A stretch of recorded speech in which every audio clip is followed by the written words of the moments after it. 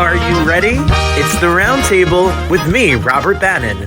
Welcome to the Roundtable, everybody. My name is Robert Bannon. You're listening to us on Broadway World over here on the Broadway Podcast Network, iHeart, Spotify. I want to dance my introduction. I've never danced my introduction before. Hold on, maybe I got it. And so our next guest, she went to Sarah Lawrence College, I think, and she has been here with hundreds and thousands of views and followers on Instagram. And I've never done this, and if you're not watching it, oh, that was a sexy one right there. If you're not watching this, then you don't even know you better watch on YouTube a little. But and Toni Nagy has got a show coming to Joe's Pub, and she's an amazing band. Oop, she does better dance moves than me, and she's better clothes for dancing than me. I might dance for the next 20 minutes. She's coming to Joe's Pub, and you need to get your tickets. I love her because she's telling you such amazing things, but in a fun way.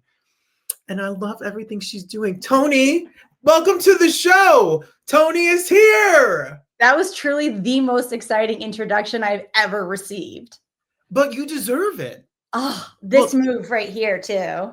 Look, if I'm following on social media and I see this, I know that it was our moment together. Mm-hmm.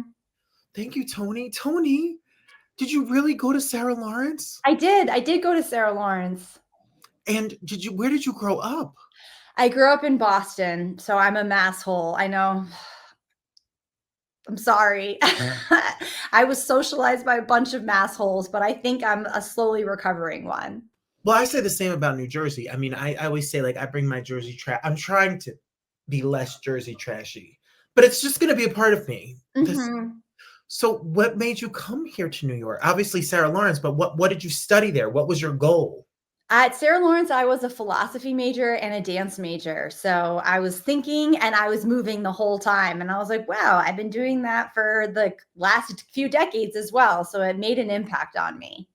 So when you graduated, was your intention to always do comedy and stand up?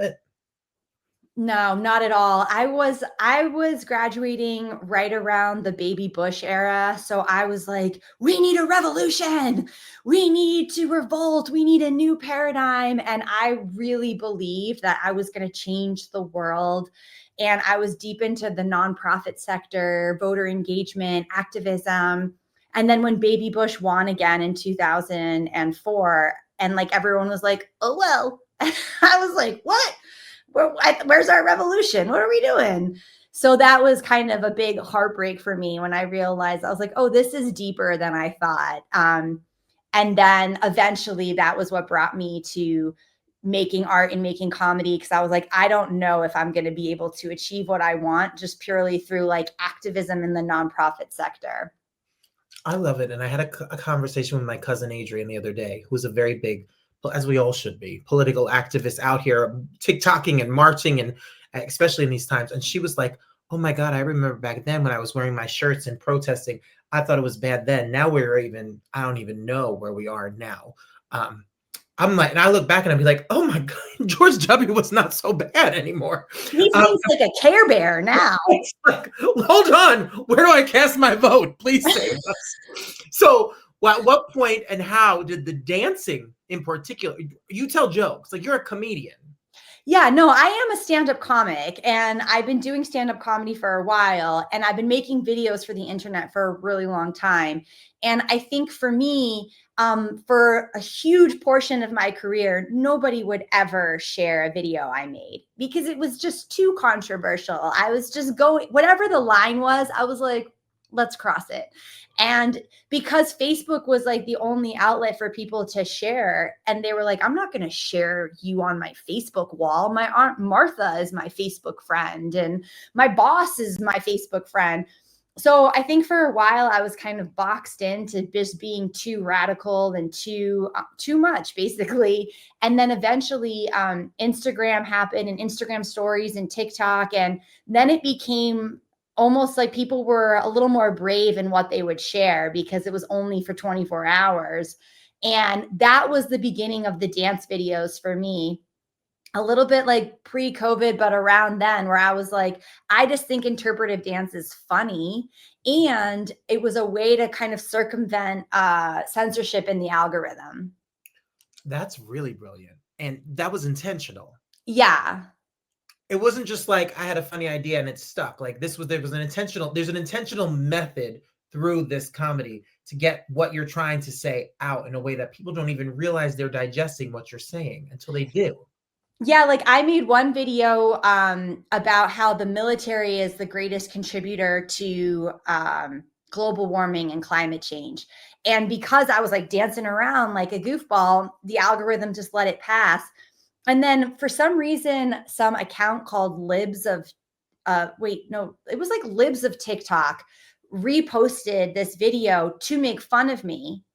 And then it started trending in like the alt-right world. And eventually like Ben Shapiro watched that video because he was like being fed videos of like dumb liberals. And Ben Shapiro was mesmerized. He was haunted by me. He was like, I can't look away for some reason, which meant that Ben Shapiro had to listen to me for 3 minutes talk about the military industrial complex. And I was like, oh, this is a vibe. If people even hate it, they're watching. It's a vibe. It's a vibe. You could love it. You could hate watch it. You could just keep watching it because I think that's amazing that because there's something so brilliant about the juxtaposition between the silliness of the dance. Not silliness. That's not what I mean. No, it is silly. The silliness, like let your freak flag fly dance, coupled with such important, we live in a world where there's no truth anymore. People find all sorts of alternate facts, as they call them, or fake news. And where do you get your factual information? Why should we trust you, Toni? Okay, so this is what I try to do, is that I look at anything. I have like my analysis of something, but every time that I mention a fact, like this is information that is a fact, I will make sure that it's like through multiple sources as much as I possibly humanly can and really vet it from all sides. So then when I'm saying my opinion is based on like specific information. And I think that, when I think of like disarming people, I think it's really, really important that you don't talk down to people, that you're not didactic, that you're not saying that this is the only way to think. You're just presenting your own education, your own analysis, your own journey of educating yourself, because then people can be like, oh, interesting, versus feeling preached at, which people get really turned off by, I think. Absolutely. Do you realize a moment where things got not out of hands in a bad way, in a good way? Was there a moment where you were like, wow, this has traction, like this is blowing up, this is growing? And is it scary when that happens? Well, you have to, the best, the most viral things that happen to me always have also trended on like the alt-right world, or like within both dualities. So I had one video, that the military one. I had one about BlackRock and Vanguard, which is basically talking about the monopoly within the monopoly, and the main monopoly man with the something. Yep. Yeah. And then I had another video where a friend and I were being interviewed, and we were talking about borders and how I don't believe in borders, and how this country is funded on Geno, and that this is originally Turtle Island. That one really trended amongst the alt-right. And Elon Musk tweeted that we seemed dumb because we were talking about immigration, like the greatest achievement of my life. I was like, wait, you think I'm dumb? Like, thank y'all. Thank y'all. Thank you so much. Greatest compliment. So you have to be okay with something being polarizing and people being angry. People were very angry at our views on immigration, and they've been very angry at me. But I have to be okay. The fact that they're angry is they're not really angry at me necessarily. They're angry at me for what I'm saying. It's funny. There have been moments with my platform is not like your platform, but with a platform, there have been moments where I've been political and I've talked about it. And there's a moment where you think like, well, this is going to turn people off. There's going to be people who may say something nasty. And then you realize that I don't really want them to be a part of my show anyway. Like, I don't really need those people. If me being a gay man living in Detroit, Michigan right now, talking about theater or having trans guests or queer guests or women or people of color, then I don't want you here. Is there a part of you that knows that there's going to be a section of the world that just is never going to agree with you? And is that hard? Well, I think it's like my voice is in their head if they're commenting. Like they had to watch me. They had to experience me in order to make a comment. And that means that I did make a dent in their unconscious programming because they watched it. And I have a lot of people who troll me, who follow me. And I'm always like, what are you doing following? But at the same time, I'm like, well, you're receiving all of my hyper feminist, like anti-establishment content. So like, okay, like strange medicine, but that's fine. So I think I always feel a certain amount of gratitude, even when someone's like writing me emails like, I'm going to come get you. I'm like, well, thank you for watching. Thank you. All right. So while we're talking on Instagram, so Toni on Instagram is her name, so you can follow her. You can follow her website as well, which is also her name. And then coming up this October at Joe's Pub, where all the cool people are. I'm not cool enough to have a show there, but all the cool people that are cool enough to have a show there, and a really cool music direct, like very fancy people playing with, like, this is the show you need to go see. Go to publictheater.org. So tell me, what is a Toni? What is your show going to be like? And when I joke about like the incredible people that are with you, Bridget Barkin, who has just like Scissor Sisters, Kesha, like touring the world, selling out, going to be joining you. What is the show like? So I'm doing this comedy show called Pump Your Pelvis Against the Patriarchy. That's what I was trying to do, Toni. I was trying to pump my pelvis against the patriarchy. No, I noticed. I was like, wait, I have been pumped out of the patriarchy thanks to your pelvis. And a really good friend of mine, Bridget Barkin, we've been friends for so long, and she's been singing with the Scissor Sisters. They were just on tour with Kesha, doing an international tour. Bridget's amazing. She's a singer-songwriter. We have been comedy friends for truly 2 decades almost. We're going to do a couple of original songs because we wrote this song together called Big V Energy. Just exploring what Big V energy would be. And we have like a little country duet we're doing. So we're doing a little bit of musical songs, and then I'm doing an hour of stand-up where I will pump my pelvis against the patriarchy. And basically, it's a classic stand-up mixed with some clown, mixed with some audience participation, mixed with my viewpoints on society. But really, it's a mirror of my own self as well. I am self-reflecting how I too am programmed by the patriarchy. And what would it be if we were to untangle these threads that are binding us together? Because ultimately, patriarchy does not serve anyone. It does not even serve men who think they are benefiting from it. So it is about like coming together and I say we will come in unity to form community together. It is ultimately about healing. I love that. So it's going to be fun. It's going to be thought-provoking. It's going to be music. It's going to be comedy. I'm sure you're going to dance. I'm going to dance. I'm going to clown. There's costumes. There's a lot that will happen. It will be a good time. Okay, it's going to be a good time, and it's the perfect place. They have fun drinks and fun food, and it's in the great part of New York City, and it's in a legendary building. If you've not been to Joe's Pub, what are you doing? Go get your tickets and make sure you go and see this show. So, what is your writing process as a comedian? How do you write jokes or bits or segments or? Well, truly, I am the most annoying person. If I am hanging out with you and I make you laugh, I will take notes. Anytime I make a person laugh, I take notes and I remember it and I work it out. So if you are a performer, you need to have a place where you are always cataloging what you say that's interesting and what you say that makes people laugh. And then it's usually like seeds of ideas. And then as the seed blossoms, as I write. But I tend to really write from truth. Like nothing I say is not true. I will never tell a story that isn't true. I will never reveal something about myself that isn't true. I barely even play with hyperbole because I think the truth is what's most interesting.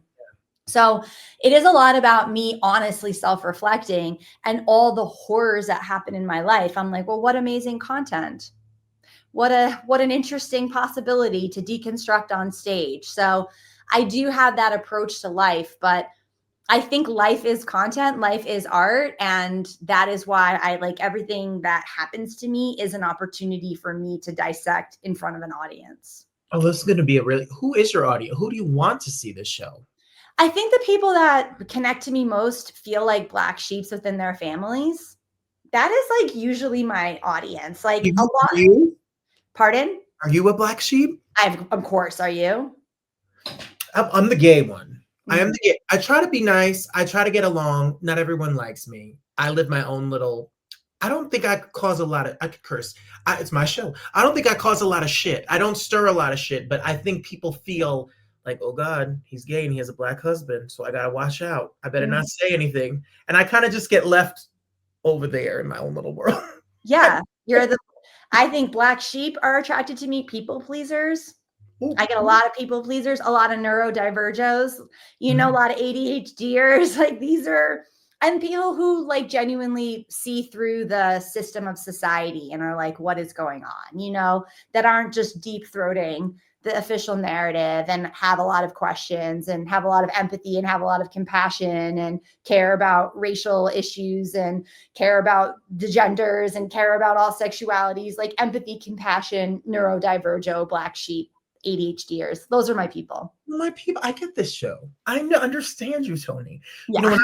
When I didn't go to a fancy school like you, I went to a nice little school in New Jersey, and of course, I took racism and sexism class, and her name was Dr. Carol Sheffield. And I'm similar to age as you, and and back in the early 2000s, she was talking about the patriarchy and talking about even symbolism within society. She was talking about, I mean, as much as the way we plug in electric plugs in the world and this subliminal. And back then, people thought she was nuts Yeah. because nobody was talking about what was going on to women. No one was talking about, I'm not to be deep, y'all, trigger warning. No one was talking about sex trafficking, sexual assaults. No one Mm-hmm. was talking about the hierarchy of corporate world and entertainment and how they take advantage of women and children and all these things that have come out now. Back then, she was talking about it. Was there someone that led you into this foray of conversation? Yeah, me. So I think what happened to me, but also you need to like drop your skincare routine because your skin is amazing. I was like, wait, your skin looks so good. Oh my God. If you ask my husband, he will say he has a terrible skincare. All deep face wash. That Okay. Okay. Yeah. No, I feel like the people who actually care least about their skin have the best skin. They're like, I use Dawn. What? people, and sometimes I spring for Neutrogena, and then I got yelled at the other day because he told me it was a white people thing that I don't use a washcloth. Oh, yeah. No. Yeah. It is a white people thing I to said, not you use a just wash. like cha cha cha cha cha cha cha. And Yeah. he You're said, never getting clean. no. And No.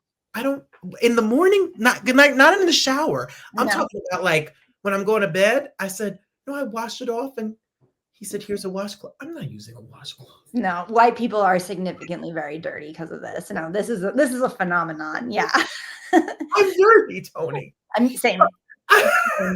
But I think like what radicalized me was I read Simone de Beauvoir, because I was into philosophy and I was looking at her in conjunction to the men of her time, like Freud and Sartre and all these people. And she was coming at this like feminist lens, but it was really her that made me start thinking about feminism on a deeper level. But kind of similar, like I think you had a really radical teacher. I think for me, 9/11 was happening, the birth of the internet was happening. So I was having to negotiate and navigate a whole understanding of society where I was like, wow, there's a lot of like patriotism happening now, and we're losing all of our rights. And now we're attacking Afghanistan. Like, what did Afghanistan have to do with this? Like, so I think that I just happened to be in college at a time where there was a lot of radical manipulation happening. Mhm. And that was what really got me. And then I became friends with someone who was doing documentaries about sex trafficking.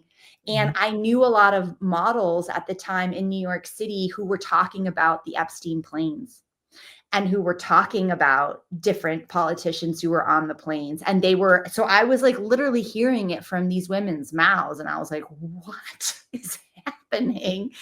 So I've been hip to it for a long time, which is why I also wrote a show called Grape Culture that I'm also on tour with, that's talking about the bigger story around our very grapey, grape-a-roo culture, because it's pretty big. Very big. And people back then, as a little theater loving, movie, TV, music loving person, I was appalled about it. But now, and then this sounds really, Toni, just bear with me for 13 seconds while I say this. I was really into hip hop and R&B culture, and like all of the stuff that's come out now about the Diddy trial, like this, if you followed that culture, like these are stories that have been around New York City, especially for decades and decades. Like none of it surprised me. The gay hip hop culture, what goes on in the we're gay, but we're not gay entertainment mogul life, and how that realm of work works, and all of like this was no surprise. But you see people shocked over a decade, like Jeffrey Epstein, P. Diddy, and the higher ups of that. This is, if you pay attention, it's been out here this whole time. Yeah, people have been talking this whole time. Yeah, and if you're in entertainment, you've had those casting couch moments. You've had these moments where people have actively tried to exploit you or to do something to you, with you, at you. And that was just, you were kind of like, okay, like, all right. And I used to kind of wonder, like, man, would I have been more successful had I just not left, But I did leave. And like, I've been in a lot of situations where I'm like, this feels really shady, and I left. And like, retrospectively, I'm like, oh my goodness, good thing I left. Same. Yeah. Wow. And have I ever spoken about it? I mean, I've talked about it with friends and stuff, but like some people who have been very famous, like Harvey Weinstein. I have a run-in with Harvey Weinstein as a kid. Like there's business, like there have been no secret, like this is not a secret about what has happened in this world. So you bringing light to it is in a fun, creative way. Makes us laugh and lightens the mood, but also gets in. So I really think it's brilliant. I'm so excited for the success you've had and what you're doing. How do you tour? Will you tour comedy clubs? You tour, where will you be around the country besides Joe's Pub? So I'm going to be Joe's Pub, but I'm also going out west. I'm going to Seattle and Portland in November. And then I'm going to continue the tour in spring. And I basically just like have to go around like emailing theaters like a dork and be like, hey, do you want my show? Like I'd like to come to Florida, like I don't have anyone doing this for me. I'm just like, here's my social media. Am I worthy of love? And then I have to go to you want to come to my show? It's all grassroots hustle. I've been grassroots hustling for a long time. I like it. I love it. Do you like that, or do you hate it? Like, do you want to? It's a lot, I wouldn't mind some help, but it is interesting. Like I definitely have a very anti-corporate I don't know. I'm like, okay, fuck the status quo, fuck the system vibe, So it's like a little hard to be like, in my anti-corporate platform, I'd like a corporation to support me. It's like not gonna happen, So I am walking this path alone, and Jesus doesn't seem to be right next to me, but the goddess is. The goddess is. And then when you look back, the footprints will be in the sand, Toni. I know that goddess has got you. She's carrying you with her right now.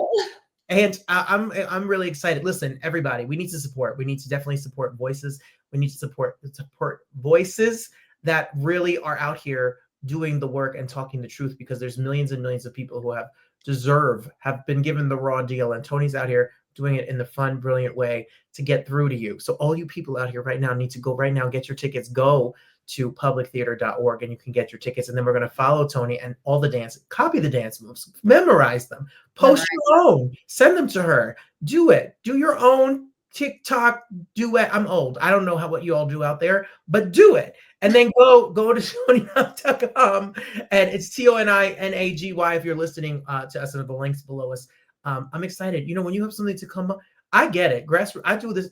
I do it myself. I email pitch guests. I get to work with great people. And sometimes I feel like I don't want the vote. I don't want you to tell me what to do. Yeah. Are you were you one of those people, like you don't like to be told what to do? I've never even had someone try to tell me what to do. I guess I'm just not calling that in, I think I'm not, I don't know. It's interesting. I I am open to the fact that, like, at least in this scenario that I'm doing right now, I can defund the thought police. I can just keep going, and no one is censoring me except for the algorithm. And then I just have to get more creative around how to not have the algorithm censor me. So that my biggest boss right now is the algorithm. Do you like social media, or are you someone? I genuinely love it. I love memes. Memes bring me so much joy. I get so much information from social media, and I love making videos. Like, I enjoy it. I like going live. I like interacting with people. So it never feels like a chore to me. It's not like I hate it here. I'm like, I love it here. And I follow really fun, cool people, and I get lots of great information. So, and I don't feel like it's taken over my life. I know a lot of people can feel that, but that's just because, like, addiction takes over your life, and social media feeds into addiction regardless. You can have anything operate as an addictive force that pulls you from yourself. And so I think the more we practice dealing, like, I don't like it if I'm like stopped at a stoplight and I'm like, "Ooh, what's happening?" I'm like, don't do it. Just be strong. Just stand in line in the bank, look at people. I have to force myself to not do that. But because I do that, I think I have like time and space for social media where I can just enjoy it rather than feel like the impulse of the addiction to unconsciously check it all the time. I think that's really great advice. And that resonates a lot. And I need to do better. I think we all do. Just sometimes be at the bank and look at people. Weirdly, just awkwardly stare at them. Yeah, like, I've gone to a bunch of parties. Like, I have to go places alone a lot as a performer. And, I have to be in green rooms. I have to be in scenarios where I don't have any friends. And I know it's like, you're supposed to get on your phone so you can show people, like, no, I have friends. Look, I'm texting them, I refuse. I will just stand there like a complete, like, bizarro Nosferatu, just like standing there and wait for someone to come talk to me, or I will eventually start a conversation, but I will not look at my phone. I will fight it so hard. And I've even gone out to dinner by myself, and I'll tell the waiter, I'm like, look, I have friends. They're not here, and I'm not going to look at my phone, but I just need you to know I have friends. The waiter's like, what the actual fuck? But that's what you would be doing by getting on your phone, is letting everyone know you have friends. You just tell them you have friends, and then you will resist the urge. I like that. I'm going to try it. I'm going to say, hello, I have friends, but I'm not going to be on my phone. I'm not a sad, lonely, because if I saw someone sitting there, I'd be like, should we invite them to sit at our table? They have no friends. It might be Toni. So it might be me, just traveling alone. You just don't happen to know anyone where you are. That's it, and that's okay. It's okay. And we're gonna fight the urge. We're gonna fight the urge for a lot of things out here in society. We have no choice, or there won't be a society to have. I'm excited for all the things to come. I can't wait for you to come to my neck of the woods. I can't wait to see one of your shows, and I'll be following and sharing and tagging and talking about you. You're so creative and so brilliant in what you do. Thank you for being here with us. Oh my gosh, thank you so much. And please message me so I can follow you back. And I would love to come wherever you are. Done. We're gonna figure out. I will find you a theater here in Detroit. I would love to go to Detroit, please. Okay, we're done. Yeah, so message me and we can be real life friends, and then I can come to Detroit. And then but don't text me when you're eating dinner by yourself, because you need to feel it. It's okay. It's okay. Just tell everyone I have friends. I could wait for your answer. I could wait. I won't get nervous if you don't text me back right away. I'll know it's an exercise. Yeah. Okay. Yeah. Thank you, Toni. Everybody, follow, get your tickets, and get your. And we'll see. My show's your show anytime.